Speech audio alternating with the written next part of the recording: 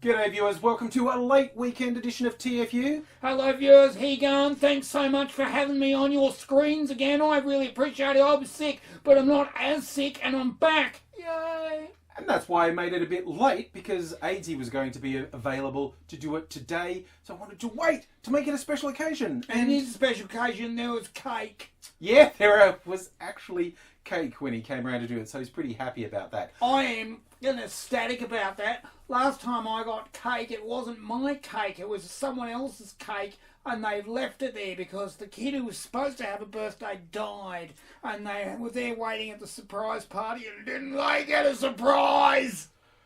Well, that's cheerful. Let's talk about the other awkward thing that's happened while you've been away, El Presidente Trump. Guys, I was only gone for about a month. Yeah, and where have you been? What did you do? So, looking at, just at this very early stage. 2 seizures. I had 2 seizures and I come back and you've elected Trump. You'll be bloody sent to bed. You'll be sent to bed with no supper. Because our early indications are all kinds of fucked. Like, you got people already trying to normalise the horror show that is Trump. Saying, give him a chance. He might be better to you. Give him a chance. And then he appoints neo-Nazis to senior positions in his cabinet. So what was that about? And there's also the weird childishness that he continues to display.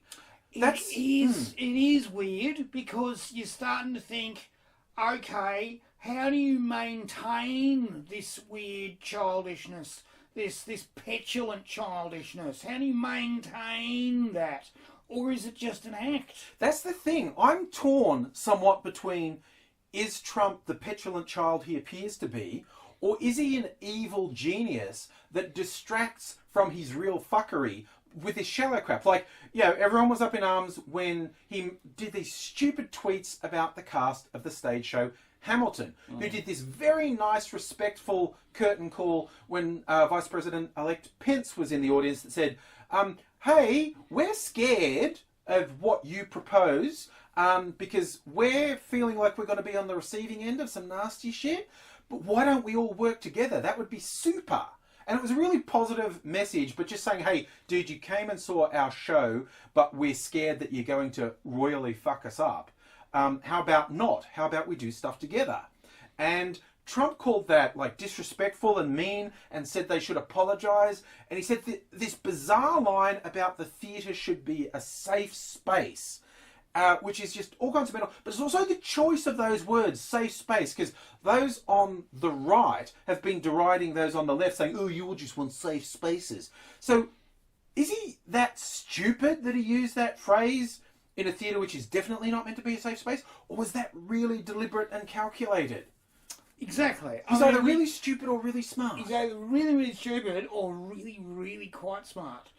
Or could it be that there's people around him that are quite smart and he's in fact slightly not smart at all?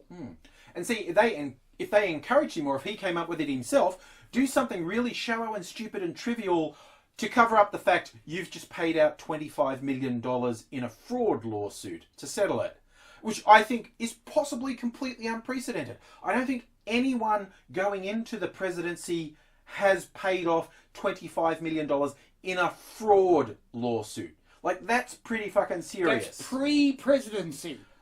Not during your presidency. Pre-presidency, you've already been done for fraud. Yeah, it's like, what the Please fuck come into is the gonna White happen? House. Why would you do that? Why would you let that guy go have nuclear buttons? Yeah. But when you look back over the decades of people who've been close to Trump over the decades, they consistently say, no, that's who he is. That petulant child, that all ego, no intelligence, that tiny veneer that gets cracked so quickly if he feels insecure. That is literally who he is. There's no secrets, there's no depth, there's nothing. Which is scary as all hell when he's populating his staff with fucking psychopaths. So, at the very least, we're going to get a lot of material until the inevitable grisly end of the human race, I suppose. Yes. So, but look, okay, people always say, oh, what are you talking about America? And there are some people who like to act superior, like, we in Australia don't have Donald Trump. No, we've got some real fuck-ups here. We do. We have a special kind of Donald Trump. We have Donald Trump wannabes. They're quite threatening. The people who idolise Donald Trump are really quite scary, and one of whom are Pauline Hanson, the head of the One Nation Party. Go, Pauline! She got a bit of a resurgence, got a few senators elected. Come on, gingers have souls. Come on. She made a speech this week where she said she was sick of people calling her racist. And I agree. Yes. I'm sick of it. I'm sick of it. I also am sick of people calling her a racist. So we need to do something about that. Yes. Mainly she should stop being a fucking racist. If she stopped being a frickin' racist, then we'd stop calling her a racist. And that would be so much better if there weren't people in positions of parliamentary power who were so blatantly and intrinsically racist, who had that influence on policy and what was the news of the day. It would be so great if people stopped calling Pauline Hanson racist, because that would mean she had stopped being racist. I know. And you'd think, what a wonderful world this could be. Whoa, whoa, whoa, whoa. And she said this insane shit about, oh, people can't define anything I said that was racist. Apart from, like, her maiden speech talking about we're being swamped by Asians. You know, passing judgment on people by virtue of their race. It was so bad, she in fact got kicked out of her own party after she said it. It's, you know, it's just the ridiculousness of these people. And she has all these apologists to go, oh, what has she said that's racist? She is. Her entire platform, her entire policy, everything about her has been, the cornerstone has been racism. And the only people who deny it are filthy fucking racists. So just stop. And, you know, and I feel like she's ready to branch out from racism anyway. Oh, yeah, she's a big girl. She's been round the block a couple of times. She's got a finger up and she knows how to use it. She will flip you the bird, right? She's that tough. And she has proved she's got more than one arrow in her quiver. It's not just racism. She's also got climate change denialism in there. Go, Pauline! Yeah. Go! Go! Go, son! One of her other senators who I've mentioned a couple of times, Malcolm Robertson, I've mentioned him a couple of times. Sorry for calling you son! Colossal fuckwit. Absolute fucking mutant idiot who says ridiculous, easily provable lies about climate science, and he won't fucking shut up. And this week their stunt was, oh, scientists are saying that the barrier reef's in critical danger just because 22% of it has died from bleaching, and the entire reef is at risk, but a big chunk of it is just already fucked. So their big stunt, we're going to go scuba diving and show you how healthy the reef is, which they did by scuba diving 1,000 kilometres away from the worst affected area. Which is smooth moving. Yeah, It's bloody smooth to do that. For those who don't know, picked a spot where there was no farms, so there was no runoff. They've picked a spot which is sheltered by an island. They've picked a spot which is going to be pristine to have a look at. And that was a conscious choice. Everyone knows the worst hit part is at the far north. And for those who don't know, the Barrier Reef is fucking huge, right? It goes for thousands of kilometres. It's fucking huge. It's enormous. It is fucking enormous. It takes you a couple of days to, with a motorboat, to get around it. So for them to deliberately choose a bit that is known to be the least affected, and there was a fascinating exchange on Twitter between Malcolm Roberts and a journalist. The journalist saying, why did you choose the bit that was 1,000 kilometres away? Oh, because we want to show that people are telling lies. No, but why did you choose the bit that was 1,000 kilometres away? I answered that. No, you didn't. Why did you not go to this bit that's known to be devastated by it? Oh, you're just being stupid. No, and it was this bizarre thing where he's asked a perfectly simple question. Why did you choose to have your stunt 1,000 kilometres away from an area that's actually critically affected? And he just fucking lied. It's bizarre. This is the world we live in. And look, speaking of crazy liars and racists from Queensland, it's not just the fringe groups like One Australia. It's the actual government as well. And there's a really classy bloke named Peter Dutton, who's a government Oh, minister. yeah! Come on! Yappity! And Yep! he's a former Queensland drug squad cop who's very concerned about lawlessness, to the point he pointed out, oh, you know why we're having problems now? Because of the mistake former Conservative Prime Minister Malcolm Fraser made 40 years ago. Yeah, Big time. He let a lot of migrants in, and you know what's happening? Some of their grandkids have committed crimes. Some of their grandkids have been implicated in terrorism. Yeah, and you know what it is, don't you? You know what it is? It's the Lebo. And that's what he pointed out. Of over recent years, where like 33 people have been charged with terrorism-related offences. 22 of them were Muslims of Lebanese descent. Oh, see? There you go. There you go. A couple of generations later, once you get the Lebo in, you can't get it out. I'm worried with you Yeah. saying you've got a bit of Lebo in. When you get a bit of Lebo in, wait, it's not coming out, I tell you, because there's a lot of Lebo. I think we're possibly talking about two different things. I'm talking about, look, put it this way, like P.D. Dutton says, you got to save yourself with a bit of anusal dentata. Yeah, and get yourself a chastity belt. Alright? And so No, I really don't think this is the... No. When they get in there, way! When talking about people having some Lebanese in them, we are not talking about I'm talking a about penis. the anal sex and no. penetration. I knew this was... No. You know, those guys are circumcised as well. No. Just saying. Well, yes. Just saying. Yes, they are. That's true. That is part of the Muslim religion.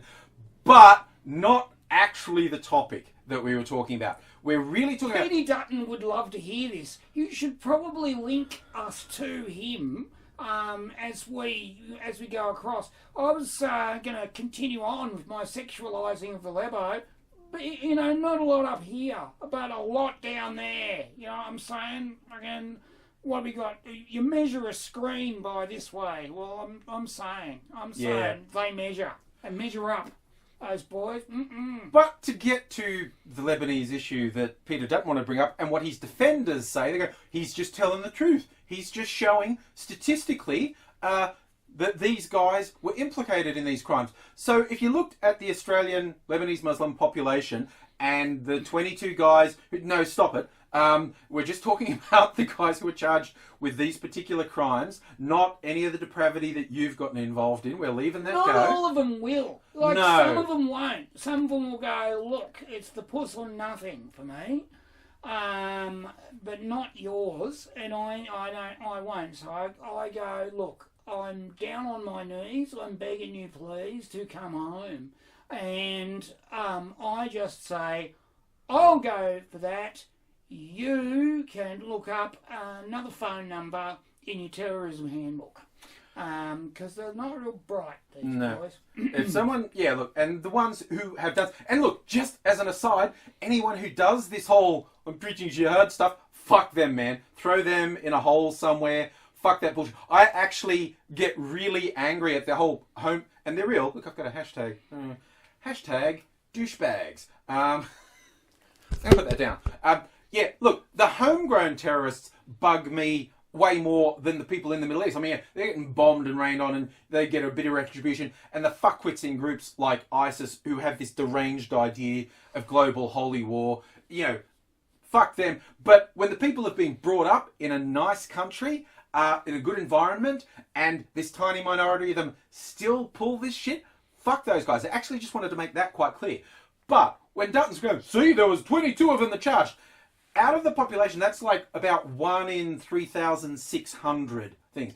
And we counted, trust us, on this one. So, the thing is, if that means anything, if he's not just being a racist piece of shit, and an awfully large number of racist pieces of shit are saying the racist piece of shit Dutton wasn't saying racist shit, but he was, but why isn't that being applied to other crimes? The interesting thing about these terrorism suspects in Australia, none of them ever killed anyone. Not a one. So if we're taking that seriously, and we should, why don't we start looking at crimes here that do kill people? Domestic violence, intimate partner murders happening at the rate of more than one a week. That's murders happening more than one a week. You know who's doing that, don't you? Well, a lot of different people, but the dominant demographic is white men. White guys. And now the White guys MRAs jump up about, oh, you're on that bandwagon with women. What about men suffer this greater homicide rate? And they do. Yes. Murdered by other white men. That's the most common demographic for murderers in this country. That's right. Why aren't white men being rounded up until we can work out what the problem is? They should have a card that they need to carry with them, not driving. No, just walking. Bloody walking to and from your manual job. Take a bit of the spritz out of you. So, don't get so, bashy later on in the day. We've got holes for them to dig on a daily basis. It's character building, and they can bloody well dig some holes and paint some bloody rocks. So if Dutton's all day. not just being a racist, dog-whistling piece of shit, then maybe we should start looking at statistically who's the problem. Don't let any more white men in the country until you work out why so many of them are so violent. Yeah, that's right. And do the studies. Do the studies. And if you want to talk about people who use their religion to separate themselves, they dress differently, they have different practices culturally. Well, let's look at, if there's 1 in 3,600 Lebanese Muslims who were implicated in terrorism, and that's bad, why don't we look at Catholic priests and the fact that about 1 in 20 of them has been involved in child sexual offences? I mean, these are people, they dress differently. They dress funny. They have weird sexual practices. Yeah, well, I know, right? Mm-hmm. And this whole, they say abstinence, but they just, if the numbers are what's important, then why aren't we focusing on the truly dangerous demographics? Why don't we get those criminal classes? They're easy enough to find. On any given Sunday, you can rock into, they call them churches, and up the front you've got these weird practitioners, and they carry all of the whole congregation into a blood ritual. It's very perverse. You wouldn't like it. It is pretty bloody strange, and they're right there, and we could take action. So if Dutton isn't just a filthy, racist piece of shit instigating other filthy, racist pieces of shit, he knows what he has to do. He knows. He knows he has to go and get these cannibals. I know, I said it. Eating flesh. That's what they talk about. Every Sunday. It's weird blood rituals, these cannibals, and they're into kitties. Yeah. And so, go get them. Round them up, and there's only 3,000 of them in town. So there's plenty of jails. There's plenty of jails for your Catholic priest, and they've already wearing something on the outside. You can spot them from a mile off. This one, here's one, crack. It was only a dart. It was only a dart. Yeah, we're not advocating murdering the Catholic priests. Just tranquilising them and taking them off to a secure environment. Put a radio collar on. And for you, you can argue that it's not all Catholic priests, and should we tar them all with the same priestly brush? Well, 1 in 20 is a pretty fucking high incidence. A lot. And Dutton has said 1 in 3,000 or 4,000 is cause for concern. So he must be losing his mind over the Catholic priests, is all I'm saying. He would be. Oh, you know what I just thought? And this is what he really knows? Queensland drug cops. I swear to God, he was a Queensland drug cops. The most renowned corrupt state in Australia and the most renowned corrupt sliver of any police force in the world, the drug squad, and he's got the hide to talk about the rate of criminal activity.